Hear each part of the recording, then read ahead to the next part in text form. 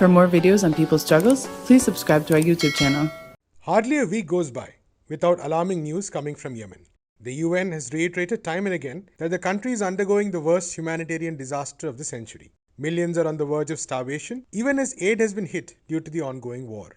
From the beginning of the year, a new wave of attacks have broken out, which is distinguished by the role of the UAE. Forces backed by the Emiratis have won various victories on the battlefield, and the Houthis have carried out attacks against the UAE.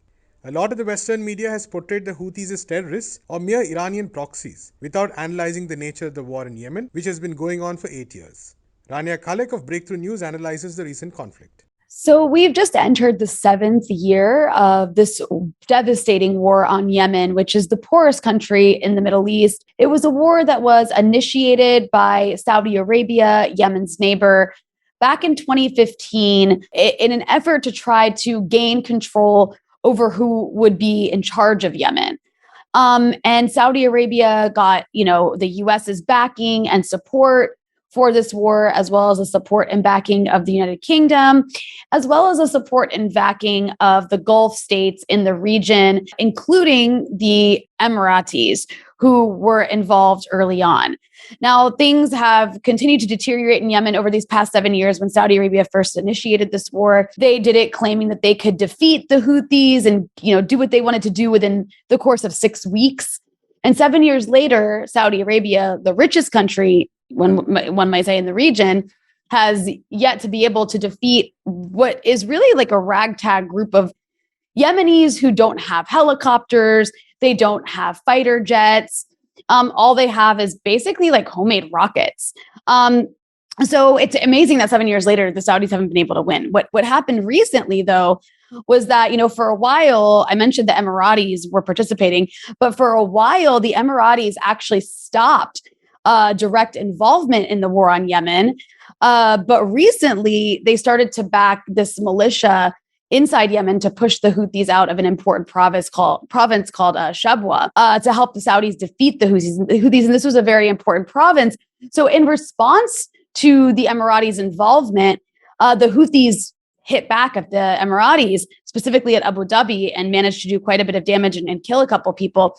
And so that's why everybody has been freaking out in recent weeks. There's never been a break on the other side. The Yemenis have been being, bombed and massacred all 7 years. The only time it really makes the news is when the Yemenis manage to hit back at either the Saudis or the Emiratis.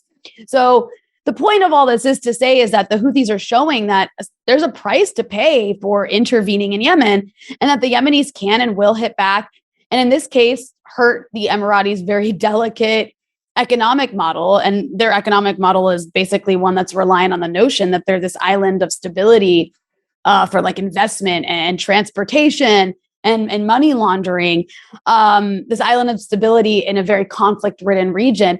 And that, that idea of the Emirates goes away. It disappears if they're being bombed. People don't go there to visit or live in the Emirates so they can hide in bomb shelters. In fact, many people who live there have relocated from other conflict-stricken countries in the Middle East so they can, be happy and prosperous without having to worry about war. So the bigger story here, though, is that, Yemen has been experiencing this devastating war for 7 years. And again, the richest countries in the region have been destroying the poorest country in the region.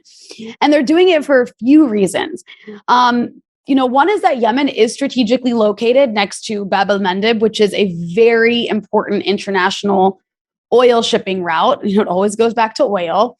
But Yemen also borders Saudi Arabia, and the Saudis are obsessed with controlling the region and not allowing what they perceive to be so-called allies of Iran to be their neighbors. And while the Houthis are, of course, Yemeni, and they're an organic Yemeni movement, they're in charge of much of the country at this point. They also happen to be allied with Iran and what's considered the resistance axis across the region. But I just want to clarify, they're not an Iranian proxy, which is what the Saudis and the Americans claim. But that said, for this reason, this is why Saudi Arabia is obsessed with this ongoing war in Yemen. And also Saudi Arabia doesn't want to admit defeat. So that's why they've been continuing to destroy this country for 7 years. Meanwhile, I just want to point out that a child in Yemen dies every 10 minutes. And I'm speaking about children under the age of 5. Millions are food insecure and facing famine-like conditions because of an air, land, and sea blockade that is being carried out by the Saudis, but that the US is absolutely complicit in. And despite campaigning against this war, Joe Biden has changed nothing about the actual facts on the ground. The Biden administration did take the Houthis off the terrorism list when they first came into office, and that was something that Trump did, added them to the terrorist list at the last minute before leaving office as like a gift to his Saudi friends.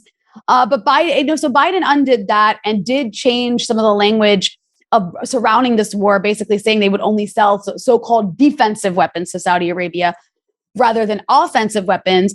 But this actually hasn't changed anything because the U.S. continues to sell arms to Saudi Arabia just under the guise of defensive weaponry, continues to give them cover internationally, continues to offer them logistical support. This war could not continue to take place without the ongoing, practically unconditional support from the U.S. And it's really ironic because right now the U.S. is panicking about this looming Russian invasion of Ukraine. It's all we're hearing about in the news. There's no evidence there's going to be a Russian invasion of Ukraine. Even the pro-West Ukrainian government is saying as much, that there's no evidence.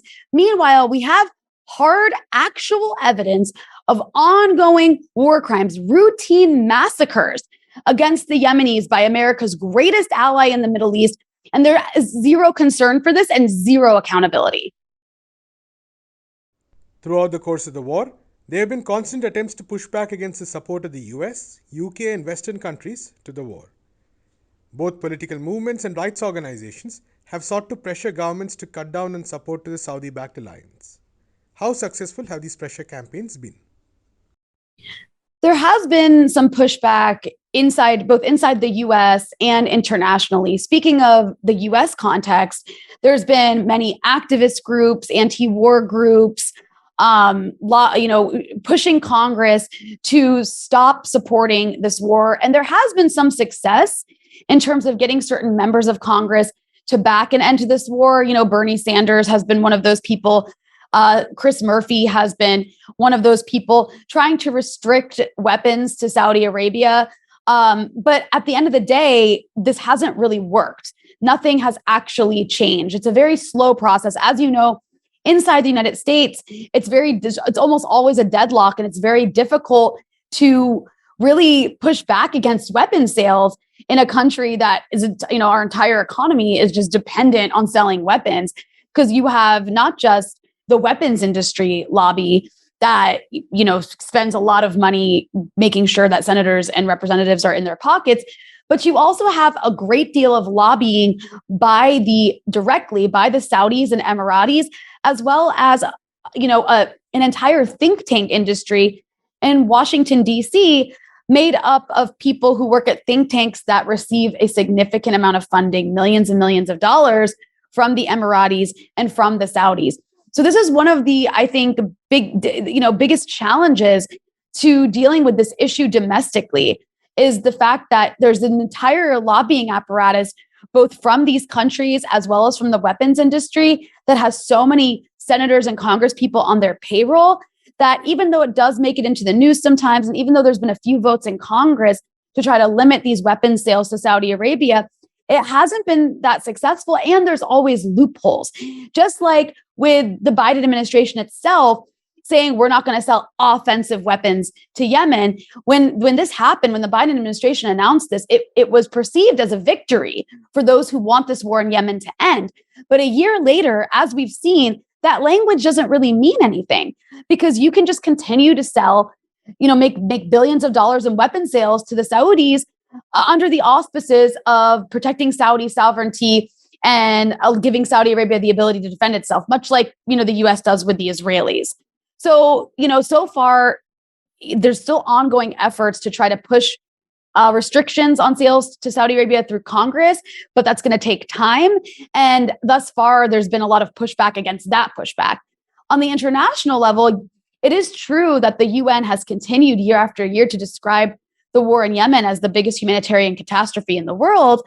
But, that does, of course, like you mentioned, take away from who's the actual responsible party. And oftentimes you'll see these international institutions, because they want to be fair and balanced, whether we're talking about the UN or big human rights organizations like Amnesty International, you'll see them blame both sides for this conflict when it's a completely disproportionate, asymmetric conflict where the Saudis have all the best weapons in the world.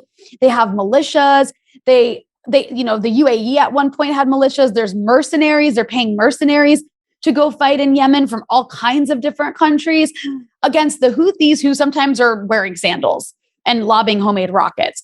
So it's just absolutely ridiculous to try both sides, this conflict. But that's what we see again and again on the international level. And then one last thing I'll mention is the role of Saudi Arabia in either bullying other countries into silence or bullying them into supporting them. And I'll give one example of that. I'm doing this interview with you from Lebanon, which a few months ago, the Saudis actually punished Lebanon economically. Lebanon is experiencing an economic collapse. Saudi Arabia dug up a comment from the former Lebanese information minister, talking about the war in Yemen and how it's wrong and how the Yemenis have a right to defend themselves.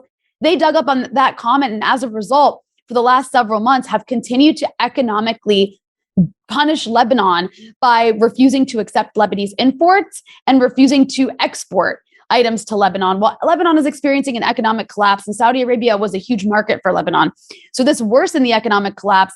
And this essentially is a message not just to Lebanon, but to other countries in the region. Do not criticize our war in Yemen, or we will punish you.